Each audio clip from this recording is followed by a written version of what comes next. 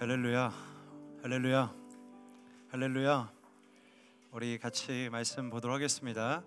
예레미야입니다. 예레미야 33장 1절부터 3절까지 말씀 우리 같이 보도록 하겠습니다. 여러분들이 너무 잘 아시는 말씀이죠. 예레미야 33장 1절부터 3절까지 말씀입니다. 예레미야 33장입니다. 1절부터 3절까지. 세번역 성경이 없으신 분들은 앞에 스크린을 참고해 주시면 되겠습니다. 예레미야 33장입니다. 1절부터 3절까지. 우리 본문이 짧기 때문에 우리 크게 한 목소리로 함께 같이 읽도록 하겠습니다. 시작. 예레미야가 여전히 근위대 뜰 안에 갇혀 있을 때 주님께서 그에게 두 번째로 말씀하셨다. 땅을 지으신 주님, 그것을 빚어서 제자리에 세우신 분께서 나에게 말씀하셨다. 그 이름이 주이신 분께서 말씀하셨다. 내가 나를 부르면 내가 너에게 응답하겠고 내가 모르는 크고 놀라운 비밀을 너에게 알려주겠다. 아멘. 이 말씀이 저와 여러분에게 성취되어지는 시간 되기를 주님의 이름으로 축복합니다. 우리 지난주는 우리 기도로 호흡하라는 주제로 여러분들과 기도에 대한 첫 번째 말씀을 좀 나눴는데요. 오늘은 두 번째 기도에 관한 말씀을 나누려고 합니다. 생각해 보니까 제가 한 7주 정도의 기도에 관한 말씀을 여러분들과 이어서 나누려고 했더니 우리 다음 주가 8월이더라고요. 저는 몰랐어요. 저는 여전히 7월인 줄 알았습니다. 근데 다음 주 8월 첫 주에 우리 김영한 목사님이라고 예전에 대구동신교회를 섬기셨던 청년 사역에 아주 유능하시고 또 청년 사역으로 아주 탁월한 전문성을 가지신 귀한 목사님이세요. 그래서 어렵게 모셨습니다.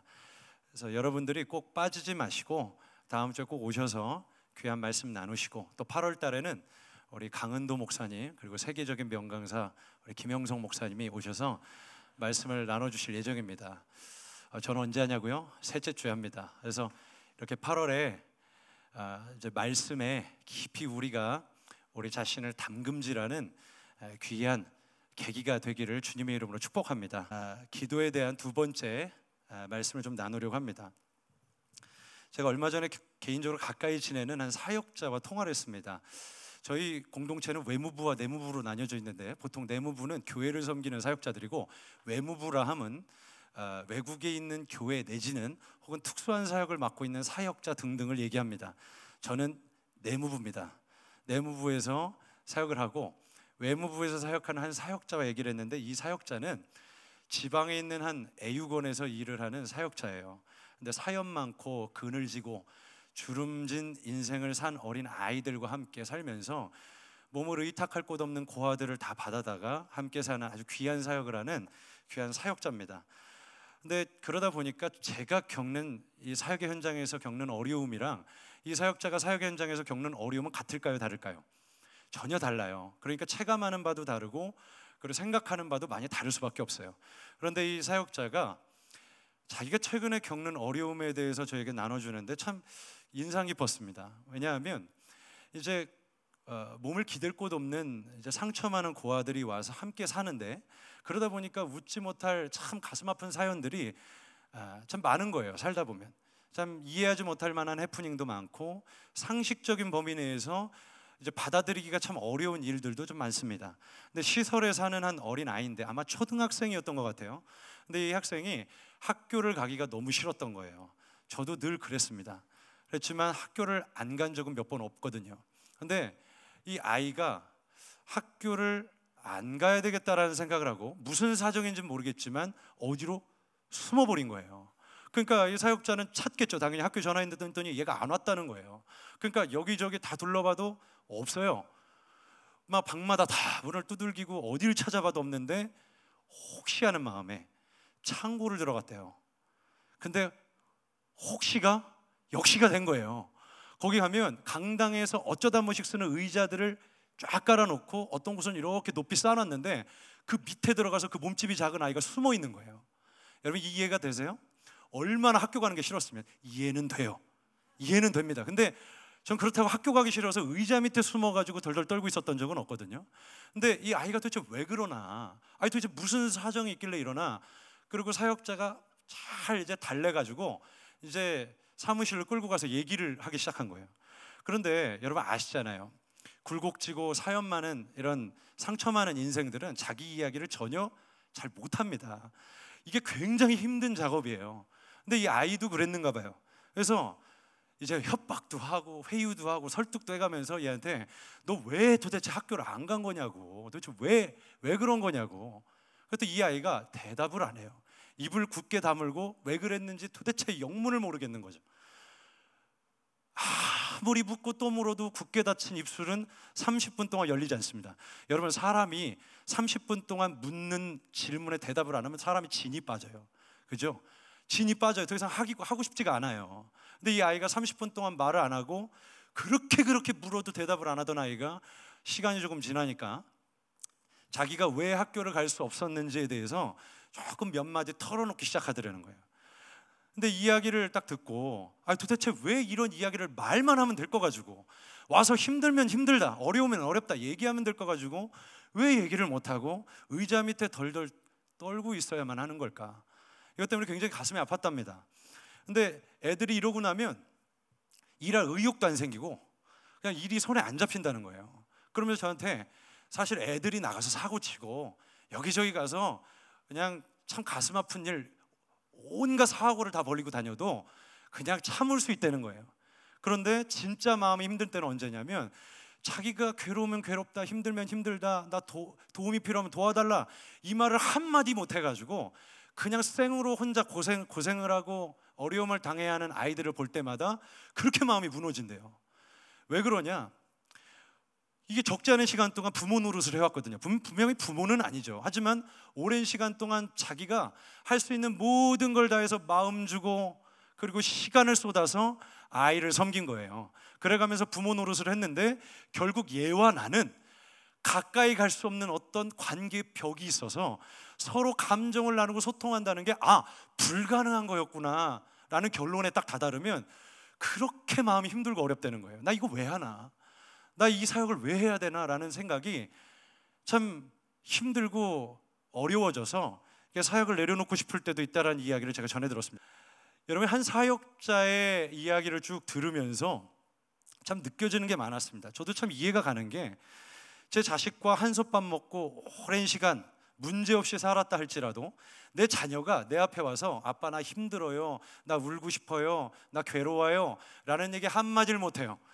와서 나 기쁘면 나 기뻐요, 나 축하받고 싶어요, 위로받고 싶어요 이런 얘기를 한마디도 못해요. 그냥 내 앞에 오면 얼음장처럼 굳어 있어요.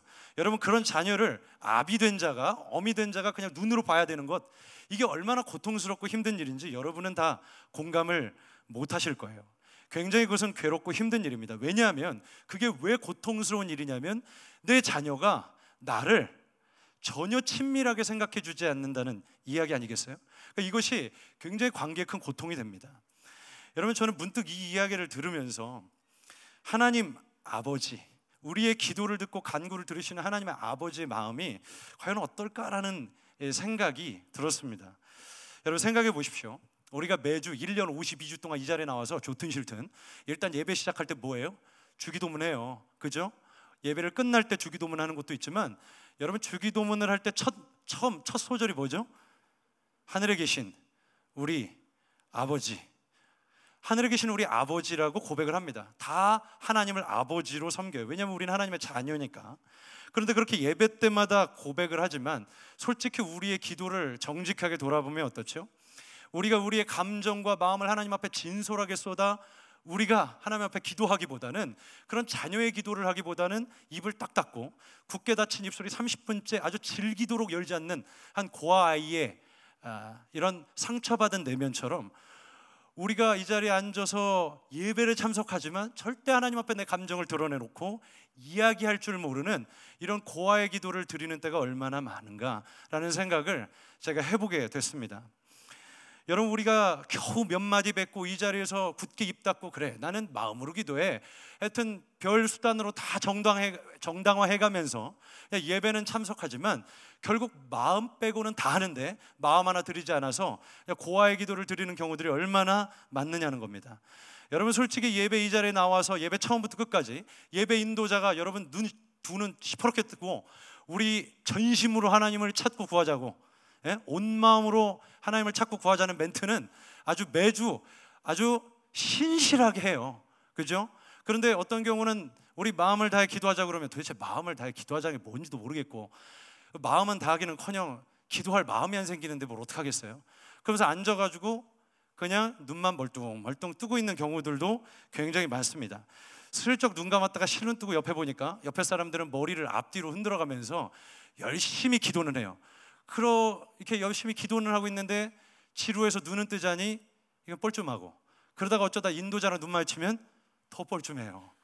그러니까 그러다가 뇌호흡 들어가는 겁니다. 이제 눈 감고 깊은 인생의 명상에 들어가는 겁니다. 그러다 사단의 저격을 맞고 죽는 거죠. 총 맞고 죽어요. 이런 경우들이 굉장히 많죠. 여러분, 기도를 이렇게 앞에서 옆에서 감시당하는 수준이니 이게 기도를 안 하고는 못 배기겠고, 기도를 하자니 뭐 할 말은 없고 마음도 없고 그렇잖아요. 그럴 때가 참 우리 가운데 많습니다. 그래서 그냥 혼자서 몇 마디 점잖게 하나님 저 왔습니다, 기도하래서 기도합니다. 그리고 몇 마디 뱉다가 여러분 할 말이 5분도 안 가죠. 뭐 평소에 기도를 해봤어야 할 말이 있죠. 여러분, 기도도 한 사람이 더 오래 하는 겁니다.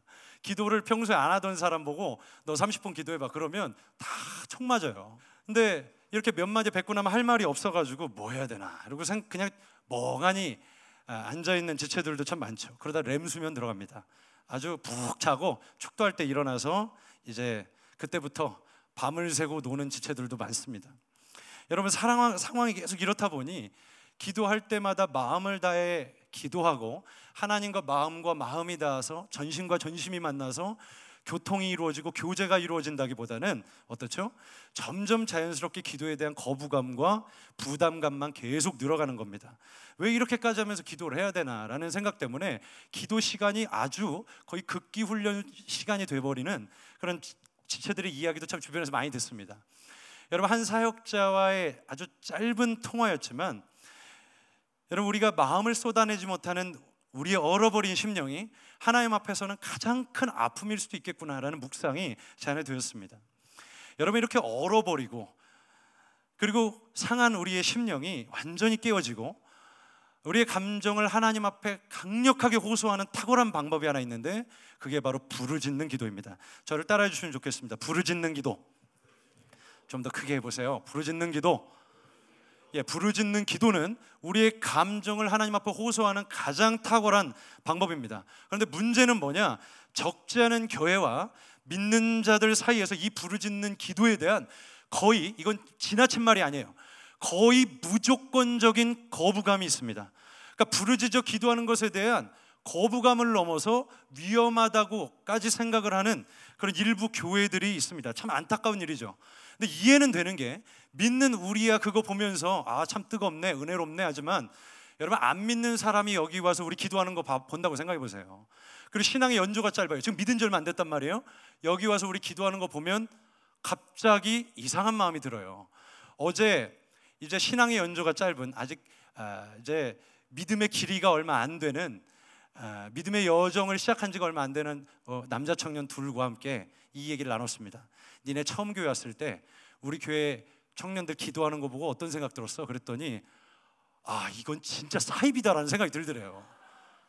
근데 옆에 가만히 입을 다물고 있다는 청년이 저는요 동영상으로 찍었어요 그러더라고요. 조심하세요. 신천지일 수 있어요.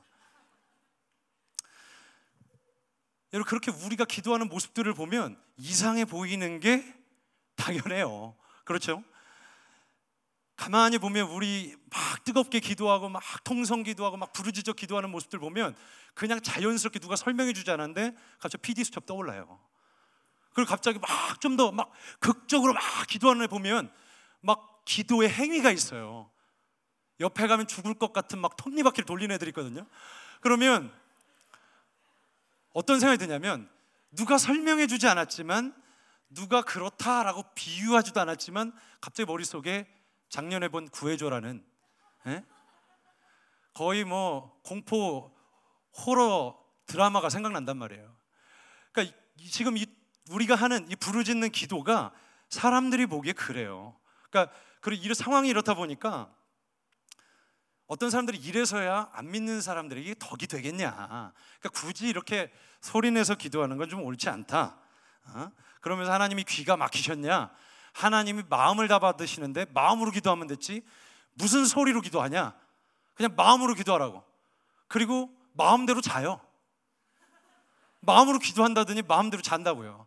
제가 저희 신학교 다닐 때 영성 수련이라는 시간이 있었어요. 근데 그게 뭐냐면 교수님이 옛날 수도원 기도법을 가르치는데 이 종을 하나 갖고 와서 땅 하고 타종을 해요. 그럼 이제 기도 시작하는 거예요. 눈을 감고 자 들숨 날숨 하면서 기도는 호흡이니까 이러면서 이제 명상을 하기 시작합니다. 언제까지? 한 4, 50분 해요. 근데 갑자기 이게 웬일? 한 30분도 안 됐는데 갑자기 앞에서 이런 소리가 들려요. 앞에 보니까 교수님이 자고 있는 거예요. 그러더니 갑자기 타종을 땡 하더니 너무 좋지 않았어요? 영혼이 깨어나는 것 같아요. 맑아져요. 당연히 자고 일어났으니 그렇겠죠. 자고 일어나면 그래요. 정신 맑아져요. 여러분 시험 공부하다 밤샐 때 잠깐 자고 일어나면 맑아지잖아요. 똑같은 이치예요. 마음으로 기도해도 되지만 보통은 잡니다. 그래서 여러분 묵상 기도나 침묵 기도가 잘못됐다는 게 아니라 여러분 그걸 기도의 진짜 깊은 경지예요. 기도가 굉장히 익숙하고 하나님과 깊이 교통이 일어나는 사람들이 하는 기도가 저는 묵상 기도, 침묵 기도라는 겁니다. 그런데 기도에 전혀 훈련이 안 된 사람이 나는 그냥 침묵 기도가 좋더라. 그거는 보통 기도가 전혀 훈련이 안 된 사람의 경우에는 그냥 침묵 기도하다가 묵상 기도하다가 그냥 유체 이탈해서 하나님 만나고 오고 그러는 경우들이 굉장히 많습니다. 여러분 우리가 마음으로 하는 기도 이것이 굉장히 고상해 보이고 남한테 피해 안 주고 괜찮은 기도법인 것 같아 보이지만 여러분 그거 아세요? 우리가 품은 마음만으로는 마음이 잘 전달이 안 되는 때가 훨씬 더 많아요. 여러분 우리 교회에서 결혼 예비 학교 한 2번 했거든요. 반응이 거의 폭발적이에요. 근데 여러분 결혼 예비 학교에 오면은 저도 간간히 들었는데 굉장히 중요한 시간이 하나 있습니다. 그럼 뭐냐면 이제 서로 이제 예비 부부가 서로 마음 안에 있는 것들을 구체적으로 서로 나눕니다. 그러니까 나는 어떤 때 어떻게 해줄 때 사랑받는다고 생각하고 나는 상대가 어떻게 해줄 때 존중받는다고 생각을 하는지 서로 아주 구체적으로 나눠요. 그래서 서로의 마음을 확인하게 합니다. 여러분 왜 이 과정이 필요하냐?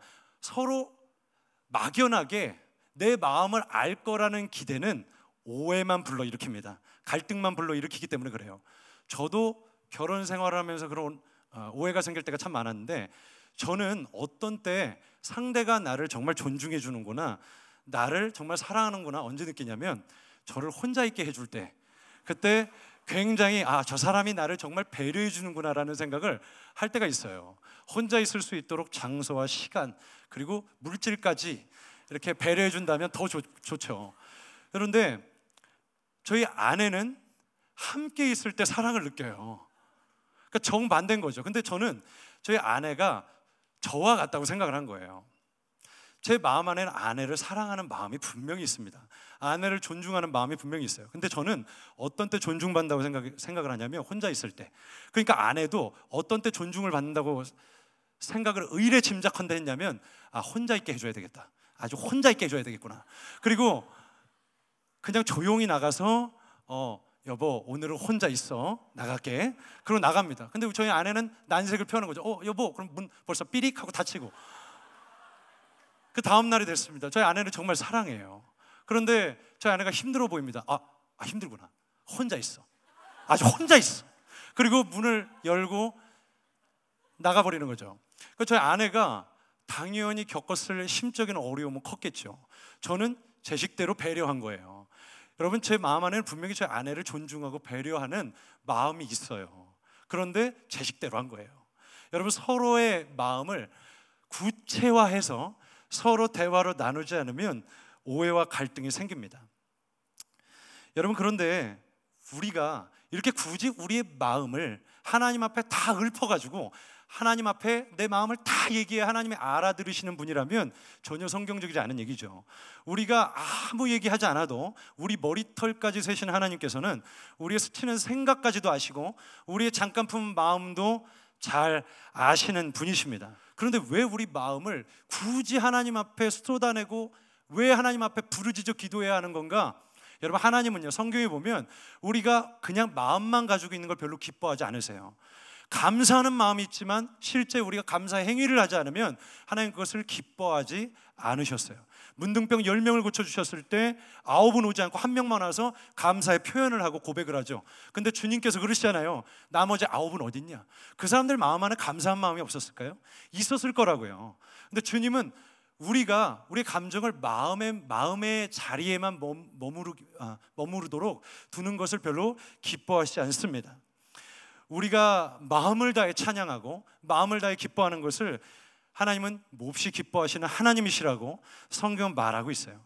그런데 참 안타까운 건 뭐냐면 정말 적지 않은 교회와 많은 믿는 자들이 부르짖는 기도를 아주 수준 낮고 천박한 기도라거나 혹은 옛날 낡은 기도원 전통이라고 생각을 하는 경우들이 굉장히 많습니다. 정말 안타까운 일이죠. 여러분, 부르짖는 기도란 건요, 성경에 없는 그런 이상한 미신적인 기도가 절대로 아닙니다. 여러분, 부르짖는 기도에 대한 오해가 굉장히 많은데 이 부르짖는 기도는 반쯤 정신 나간 상태에서 눈 뒤집고 그냥 무당이 접신하는 것처럼 기도하는 것을 부르짖는 기도라고 하지 않아요. 성경은 부르짖는 기도라는 건 단순하게 어떤 것이냐, 내 입을 열어서 몇 마디 안 되더라도 내 감정을 담아 하나님 앞에 쏟아놓는 행위를 부르짖는 기도라고 말하는 겁니다.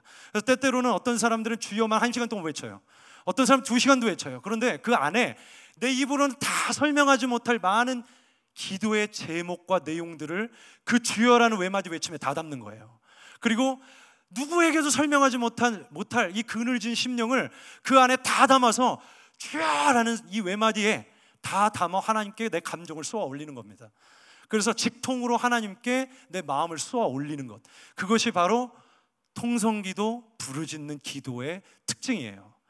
여러분, 부르짖는 기도는 그래서 강력합니다. 어떤 사람은 그냥 소리내어 몇 마디 기도하다가 갑자기 하나님께서 마음을 만지세요. 그러면서 그냥 말없이 신음 섞인 눈물만 막 쏟아내는 경우들도 있어요. 그것도 부르짖는 기도의 한 유형이에요. 마음을 쏟고 있기 때문에 그 누구도 알 수 없는 그 눈물의 의미들이 있잖아요. 눈물이 막 쏟아지는데 그 안에 너무나 많은 내 안에 해결되지 않는 감정들을 담는 거예요. 내 입으로는 다 풀어놓을 수 없는 너무 많은 기도의 내용을 그 안에 담아서 그냥 울기만 합니다. 그런 기도의 전형이 한나의 기도예요. 여러분, 성소에서 자식 달라고, 나 아들 달라고, 그리고 가서 성소에서 아들을 달라고 막 기도합니다. 아들을 달라고 그렇게 기도해요. 근데 거기에 보면 입술을 중얼중얼거리면서 기도했다고 그러거든요. 어떤 사람들은 이거 봐라, 부르짖는 기도는 필요 없다, 저렇게 봐라, 마음만으로도 간절하다면 하나님께서 응답하신다. 그런데 여러분, 그것은 한나가 부르짖지 못해서가 아니라 원래 조용한 성격이라서 난 그런 거 못해요, 아주 내숭을 바가지로 떨어서가 아니라 여러분, 한나는 성소였기 때문에 소리내어 기도를 못한 것일 뿐이에요. 여러분, 이 한나는 분명히 혼자 있었다면, 그리고 우리처럼 이런 빈 공간에서 기도를 할 수 있었다면 분명히 소리내어 기도했을 겁니다. 여러분, 부르짖는 기도는 강력할 수밖에 없습니다. 기도의 문법과 어휘가 다 깨져도 그 안에 우리의 감정이 다 담기는 거예요. 그래서 강력합니다. 하나님께 마음이 닿습니다. 그래서 이 부르짖는 기도의 위력을 경험한 사람들은 부르짖는 기도를 하게 돼 있습니다. 여러분, 우리가 읽은 이 본문 말씀 예레미야 33장, 이 말씀은 아주 유명한 말씀입니다. 여러분, 이 예레미야라는 이 선지자는 어린 나이에 하나님께 강권적인 부르심에 의해서 부름을 받고 말씀을 전하는 선지자가 됩니다. 그래서 이 유다 백성들에게 이제 이 유다가 회개하고 돌이키지 않으면 망할 것이다, 계속 부르짖습니다.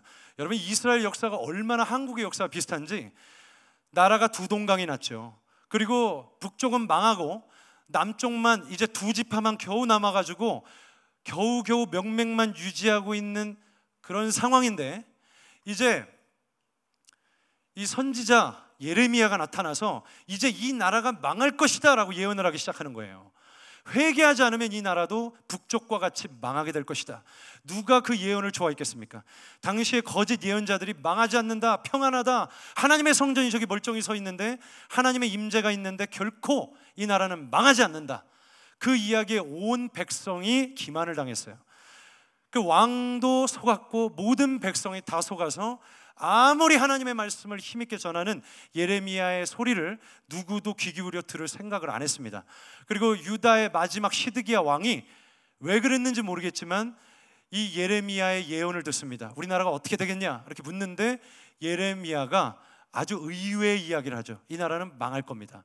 빨리 바벨론에게 그냥 나라를 넘기고 그냥 우리가 하나님이 정해두신 시간 70년이라는 시간을 고통 가운데 연단을 받으며 보내야 합니다. 그리고 그 이후에 하나님께서는 70년 이후에 이 나라 흩어진 백성들을 다시 모아 하나님의 거룩한 나라를 세우실 것입니다. 그 예언을 한다고요. 그런데 이걸 기뻐하지 않았어요. 그리고 감옥에 가둡니다. 여러분, 이 예레미야라는 선지자는 하나님 말씀을 전하다가 진짜 고생만 쎄빠지게 한 사람이에요. 수염 뜯기고 뺨 맞고 여기저기 끌려다니면서 고통당하다가 결국 하나님 말씀 전하다가 마지막에 종국은 어떻게 됐냐? 그냥 지금 시위대들, 지금으로 얘기하면 감옥이에요. 그냥 감옥에 갇힌 거예요. 여러분, 하나님 말씀 전하다가 그냥 옥에 갇혔습니다. 여러분, 우리도 이 시위대들에 갇힌 것처럼, 우리도 옥에 갇힌 것처럼 우리 마음이 그늘지고 어두워지고 불안해지고 그리고 두려워지는 때가 이 세상을 살아가면 참 많이 있습니다. 이 세상 돌아보면 이 절망과 좌절이 거의 트렌드가 된 것 같다라는 생각을 참 많이 해요. 좋은 대학 가는 것도 힘들어, 좋은 직장 잡는 것도 힘들어, 좋은 배우자 만나는 것도 힘들어, 좋은 집 얻는 것도 힘들어, 좋은 인생 사는 거 진짜 힘들어. 그래가면서 이것저것 인생의 많은 것들을 포기하며 살아가는 세대들입니다. 그러니까 이 지금 청년으로 살아가는 많은 세대들이 이런 시대적인 절망 앞에 무릎 꿇고 좌절하고 있는 경우들이 진짜 많이 있습니다. 그래서 아프니까 청춘이다 뭐 이런 말 들으면 위로가 안 돼요. 아프니까 왜 청춘이냐, 아프면 환자지. 그러면서 그냥 막 비꼬듯 이야기하는 청년들 참 많죠. 요즘 가판대 앞에 내놓고 파는 그런 책 제목들을 보면 이 시대 젊은이들의 정서가 어떠한지를 저는 좀 엿볼 수 있다고 생각해요. 여러분 혹시 그 책 아십니까? 죽고 싶지만 떡볶이 먹고 싶어. 자, 알아요? 책 제목이에요. 제가 지어낸 게 아니에요. 죽고 싶지만 떡볶이는 먹고 싶답니다. 지금 죽고 싶을 만큼 힘든데 떡볶이는 먹고 죽어야 되겠는 거예요. 그런 책 제목도 있습니다. 나는 내 맘대로 살기로 했다. 언젠 지 맘대로 안 살았나? 근데 이제는 자기 맘대로 살기로 했다는 거예요. 여러분, 가만히 보면 이 시대가 정서적으로 좀 탈진한 것 같아요. 그러니까 뭐라도 내 마음에 위로가 됐으면 좋겠는 거예요. 오죽하면 죽고 싶지만 떡볶이는 먹고 싶다고 그러겠습니까? 이제는 내 맘대로 살아야 행복한 거예요. 그러니까 뭔가 내 마음에 위로가 될 만한 것들을 찾습니다. 요즘 소확행이란 말이 있잖아요. 예? 여러분, 우리가 이런 떡볶이 하나에 그늘진 마음, 상한 심령이 회복되고 겨우 내 맘대로 몇 번 살아야 내 심령이 회복된다면, 여러분, 우리 믿는 사람들도 그런 방식과 패턴으로 산다면 우리는 정말 바보 천치들입니다. 왜냐하면 여러분, 떡볶이 먹어보세요. 더 목말라요. 더 자극적인 걸 찾습니다. 여러분, 내 맘대로 살면 행복할 것 같습니까? 안 돼요. 잠시 잠깐일 뿐입니다. 그러니까 이 시대가 점점 더 갈증을 느끼고 도대체 왜 우리는 불행한 것인가? 왜 여기서 우리는 헤어나올 수 없는 것인가? 시대적인 그늘 아래 우리는 놓여 있는 것 같습니다. 그런데 적어도 믿는 사람이라면 떡볶이 한 접시에 위로받고 내 맘대로 몇 푼어치 살아야 겨우 행복을 누릴 수 있는 사람들이 아니라 하나님 앞에 내 감정을 쏟고 그리고 나를 회복하시는 하나님의 손길을 경험할 때 우리는 살아갈 수 있습니다. 그게 그리스도인들의 생존법이에요. 여러분, 저는 그래서 이 부르짖는 기도, 우리 감정을 쏟는 이 기도가 저는 비상구 같다라는 생각을 해요. 여러분, 영화관 가면 광고 다 끝나고 마지막 영화 바로 시작 전에 뭘 광고하죠? 예? 비상구 광고하잖아요. 그래서 A, B, C, D 해서 우측에 있는 분들은 A, B로, 좌측에 있는 분들은 C와 D로 이제 위급한 상황이 발생하면 피신하세요 그러잖아요. 근데 저는 여러분, 이 부르짖는 기도가 비상구와 같다고 생각하는데, 모든 문은 다 잠고 다 닫아두더라도 비상구는 반드시 열어야 돼요. 그러니까 여러분들이 어렵고 정말 힘들 때 그냥 가만히 앉아서 주여 힘도 없나이다, 주여 마음 아시지요? 아시지요? 아시지요? 몰라요. 그러니까 여러분이 마음을 쏟아 기도할 때 그 기도가 진짜 비상구처럼 뚫고 하나님의 마음까지 닿는 겁니다. 여러분, 하나님은 그 호소, 그 부르짖음, 그 기도를 우리에게 기대하십니다. 여러분, 마음이 무너져 앉아 있는 그때 예레미야도 동일했습니다. 하나님 말씀을 전했지만 안 되는 거예요, 잘. 그때 하나님의 말씀이 임했다라고 말합니다. 두 번째 말씀이 임하는데 하나님께서 뭐라고 말씀하시냐면, 우리가 아는 너무 유명한 말씀, 너는 내게 부르짖으라. 여러분, 개역 개정에는 부르짖으라고 돼 있고 우리가 읽은 세번역 성경에는 부르라라고 돼 있습니다. 다 똑같은 얘기예요. 하나님을 부르라는 얘기입니다. 하나님께 우리의 감정의 강력한 호소를 통해서 기도를 하라는 얘기입니다. 여러분, 그렇게 우리의 마음을 토할 때 하나님께서 뭐라고 해요? 너는 내게 부르짖으라. 내가 내게 응답할 것이다. 이걸 약속하시는 거예요. 그리고 네가 알지 못하는 크고 비밀한 일, 은밀한 일을 내가 너에게 계시할 것이다. 이렇게 하나님이 약속하시는 기도가 바로 부르짖는 기도입니다. 부르짖는 기도는 그렇게 강력합니다. 여러분, 많은 사람들이 부르짖는 기도, 아니 성경에 그런 게 어디 있어? 부르짖는 기도가 어디 있어? 왜 꼭 사람이 소리만 질러 꽥꽥 질러가면서 그렇게 기도해야 돼? 생각을 하지만 여러분, 예수님이 부르짖는 기도를 가르쳐 주셨어요. 누가복음 18장에 보면 불의한 재판장의 이야기가 나오죠. 아주 나쁜 놈입니다. 그런데 한 과부가 억울한 일을 당한 거예요. 포기를 모르는 여자예요. 끊임없이 와서 자기 억울함을 호소하기 시작합니다. 한 번 했는데 안 돼요. 두 번 했는데 안 돼요. 세 번 했는데 안 돼요. 계속 합니다. 그러니까 저 여자 또 오면 나 괴롭게 한다. 그냥 소원을 들어줘라. 그리고 그 억울함을 풀어줍니다. 예수님이 짤막한 비유의 이야기를 하면서 그 결론으로, 이 비유의 결론이 뭐냐? 예수님이 말씀을 하시죠. 이렇게 얘기하십니다. 밤낮 부르짖는 자들의 기도를, 그들의 억울함을 하나님께서 풀어주시지 아니하겠느냐, 이렇게 말씀하신다고요. 뭐라고요? 밤낮 부르짖는 자들의 억울함을 풀어주시지 아니하시겠느냐. 누가요? 하나님이요. 여기서 하나님의 불의한 재판관이라는 게 아니라, 하나님의 불의한 분이라는 게 아니라, 이건 기도에 대해서 설명을 하는 거예요. 예수님이 기도에 대한, 여러분, 끊임없이 주님 앞에 자신의 감정을 호소하고 하나님의 마음을 두들기는 한 부르짖는 기도자의 기도를 하나님은 절대로 외면하지 않으십니다. 반드시 응답하십니다. 여러분, 저는 우리 중에도 유난히 소리내어 기도하는 것을 힘들어하는 지체들이 있다는 것을 알고 있어요. 여러분, 어떤 지체들은 왜 도대체 소리내서 기도하기를 왜 이렇게 어려워하는 거냐, 그냥 하나님 감사합니다, 하나님 찬양합니다, 뭐라도 좋으니까 제발 좀 뱉어라, 그러는 지체들이 있거든요. 근데 항상 뭐라고 얘기하냐면, 나는 소극적이기 때문에 그런 거 못한대요. 나는 워낙 내성적이어가지고 그런 걸 못한대요. 저도 내성적이에요. 저도 굉장히 소극적이에요. 저는 누구한테 얘기만 해도 얼굴이 빨개지는 홍당무 같은 사람이에요. 그런데 안 믿어집니까? 여러분, 저도 굉장히 내성적인 사람이에요. 그런데 여러분, 이 부르짖는 기도는요, 여러분의 성격과 아무런 관련이 없습니다. 여러분, 부르짖는 기도를 성격 탓이다라고 말하는 사람들이 있는데, 뭐 좀 영향은 있을 수 있겠죠. 근데 그게 저는 본질이 아니라고 생각해요. 여러분들이 부르짖어 기도하지 못한 이유가 뭐냐? 더 본질적인 이유가 있어요. 그건 뭐냐? 하나님과 안 친해요. 하나님과 친밀하지가 않기 때문에 그렇습니다. 여러분, 저는요, 최근에 이런저런 일을 좀 겪으면서 첫째 아이를 홀로 돌봐야 하는 상황들이 많이 생겼습니다. 굉장히 힘들었어요. 아침에 눈 떠서 애 옷 갈아입히고 씻기고 밥 먹이고 유치원 등원을 시켰습니다.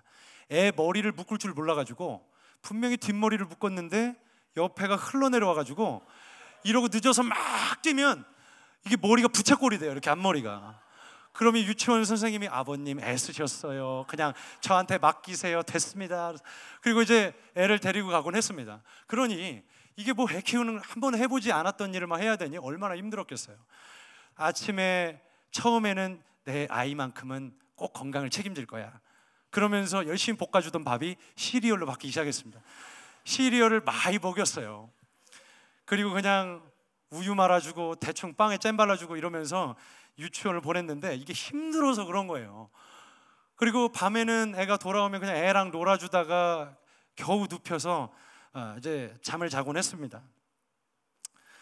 이게 얼마나 참 쉽지 않았는지 생전 뭐 안 해본 일을 하다 보니까 진짜 힘들더라고요. 그런데 어느 날 이 첫째 아이가 콜록콜록 하더니 뭐 기침 감기가 왔나 싶을 만큼 막 기침을 해요. 그런데 갑자기 이게 줄 줄 몰라요. 그래서 근처 이비인후과를 자주 다녔습니다. 얘를 안고. 그러면 아침부터 유모차를 끌고 모든 아주머니들이 출발선에서 유모차를 밀고 다 카페로 가요. 저도 그 무리의 유일한 남자가 되어서 그 대열에 합류했어요. 그리고 기다려도 오지 않는 그 엘리베이터 앞에서 서가지고 7층에 엘리베이터를 타고 올라가서 아주 대기 번호를 받고 한참을 기다렸다가 진료를 받고 나오는 게 저 일상이었어요. 그리고 유치원 보내고 또 집 청소하고, 그리고 둘째 아이 면회하러 갑니다. 신생아실로. 그리고 나면 오후가 되죠. 오후가 되면 아이를 이제 하원을 시킵니다. 그리고 데리고 와서 대충 놀다가, 그리고 지금 수술 후에 회복 중인 아내를 돌봅니다. 갖가지 레시피를 다 찾아보면서 건강에 좋다는 걸 해줍니다. 그러면서 하루를 보내는데 제가 도대체 목사인지 주부인지 헷갈릴 정도로 그렇게 하루를 바쁘게 보내는데, 아무튼 굉장히 힘들었습니다. 이게 몇 주간 계속 저희 첫째 아이와 계속 함께 지내면서 제가 중요한 기도에 대한 원리를 한 가지 이렇게 깨닫게 됐습니다. 여러분, 제 딸은요, 낯선 사람들 앞에나 혹은 익숙치 않은 사람들 앞에서 막 엉엉대고 울질 않아요. 제가 가만히 보니까 그런 사람들 앞에서는 눈물이 막 앞을 가리고 훌쩍훌쩍거리면서 당장 눈물을 쏟아낼 것 같긴 하지만 막 울음을 폭발시키진 않습니다. 그런데 그렇게 서러워하다가 갑자기 아빠 얼굴을 딱 보잖아요. 그러면 이 아이가 갑자기 눈물을 팍 터뜨립니다. 그리고 설명해 주지 않았는데 저한테 막 달려와가지고 고자질하듯이 다 얘기해요. 아빠 나 사탕 먹고 싶었다, 뭐 아빠 저 언니가 나한테 장난쳤다, 그래가면서 온갖 이야기를 저한테 다 한단 말이에요. 품에 안겨서. 근데 가만히 생각해 봤습니다. 왜 그럴까 도대체? 이 아이는 왜 낯선 사람들 앞에서는 쉽게 울지 않고 왜 아빠나 엄마가 나타나면 자기 감정을 다 쏟아내어 울기 시작할까? 여러분, 제가 그 답을 알았어요. 아빠니까 그렇더라고요. 이 아이 머릿속에는 아빠 앞에서는 그래도 된다라는 확신과 믿음이 있는 거예요. 울어도 되는 거예요, 아빠 앞에서는. 근데 여러분 생각해 보십시오. 우리가 하나님과 친밀하면 어떻게 될까요? 하나님을 기도를 통해 경험했고 그분을 만났고 그분의 사랑이 너무 좋아요. 그러면 여러분, 기도할 때 낯선 사람 앞에 있는 5살짜리 아이처럼 기도하지 않아요. 여러분, 어떻게 할까요? 그동안 담아놓았던 모든 아픔, 슬픔, 고통, 누구에게도 말할 수 없는 여러 인생의 그늘진 그런 많은 나날들을 주님의 품에 안겨서 쏟아놓기 시작할 겁니다. 하나님, 나 솔직히 두렵습니다. 하나님, 나 무섭습니다. 나 어떻게 해야 될지 모르겠습니다. 너무 당황스럽습니다. 나 걱정됩니다. 그리고 자기 감정을 쏟아놓고 기도하기 시작할 겁니다. 여러분, 저는 그게 부르짖는 기도의 핵심이라고 믿어요. 그래서 부르짖는 기도는 소리의 문제가 아니에요. 친밀함의 문제죠. 여러분, 그래서 다윗의 시편을 쭉 보잖아요. 저는 기도를 할 때 1편부터 150편까지 쭉 읽어가면서 다윗의 기도문이에요. 그게 많은 하나님을 찬양했던 많은 하나님의 사람들의 기도문이에요. 그걸 그냥 선포하듯이 외쳐 기도하기 시작합니다. 언젠가 여러분, 많은 기도법에 대해서 쭉 이어 여러분들과 좀 계속 나누기를 원하는데, 우리가 다음에는 좀 방언 기도에 대해서 여러분들과 좀 나눌 거예요. 아마 거기에 대한 많은 궁금증들이 여러분 마음 안에 좀 있을 거예요. 왜 굳이 방언 기도를 해야 되나? 여러분, 이 부르짖는 기도 다윗이 가장 많이 했습니다. 성경에 보면 내가 하나님 앞에 기도합니다 라는 표현보다 어떻게 설명하냐면, 내가 밤에 하나님 침상 앞에 엎드려 주께 부르짖으오니 부르짖으며 부르짖을 때, 기도 대신 쓰는 표현이 다 부르짖는다는 표현이에요. 영어 성경으로 보면 cry out이에요. cry out. 이게 그냥 shout도 아니고 cry out이에요. 막 울부짖는 거예요, 하나님 앞에. 왜냐하면 자기 마음이 무너지는 일들이 하루아침에도 12번도 더 일어나는 거예요. 그러니까 그런 많은 복잡한 상황 가운데 살았던 이 다윗이 어떻게 그 상황 가운데 생존했냐? 크라이아웃 한 거예요. 하나님 앞에 부르짖은 거예요. 여러분, 복잡한 말이 있을까요? 아닐 거예요. 그냥 울었을 거예요. 하나님 앞에 나 좀 도와달라고. 여러분, 많은 믿음의 선배들이 그렇게 기도했습니다. 여러분 지금 이 시대는요, 기도에 대한 이론이 난무해요. 여러분, 지금 이 시대는 기도에 대한 강의가 아주 난무합니다. 기도에 대한 책자, 다양한 기도법을 소개하는 수많은 기도 책자가 도처에 깔려 있어요. 그런데요, 재밌는 건 뭐냐? 투박하고 무식했지만 옛날 우리 믿음의 선배들이 강력하게 기도로 먹여 살린 그 강력한 부르짖는 기도가 이 한국교회에 사라지고 있다는 거 아십니까? 기도는 멋들어지게 할 줄 알고 기도의 문법과 어휘는 기가 막히게 갖춰서 틀리지 않고 유창하게 기도는 할 수 있는데 기도의 능력들이 없는 거예요. 부르짖질 못하니까, 내 감정과 마음을 다 담아 주님 앞에 쏘아 올리질 못하니까 그 기도는 힘이 없이 하늘로 올라가다 툭툭툭 떨어지기 시작합니다. 여러분, 우리의 기도가 점점 더 피상적이고 점점 더 무의미하고 건조한 기도만 된다면 우리의 기도는 앞으로도 능력이 없을 것입니다. 여러분, 제가 여러분 앞에 권면하는 것은 여러분의 입술을 벌려서 하나님 앞에 여러분의 마음을, 문법을 갖추지 않아도 되고 어휘가 엉망이어도 상관이 없으니까 여러분의 마음을 제발 좀 토해내 보세요. 힘들면 힘들다고 주님 앞에 고백을 해보고 때를 써서라도 여러분의 마음을 좀 한번 쏟아내 보시라고요. 여러분, 그런 기도의 강력함을 경험한 사람들은 이 부르짖는 기도를 무시하지 않습니다. 여러분, 이 부르짖는 기도를 시작해서 여러분 많은 기도들이 시작됩니다.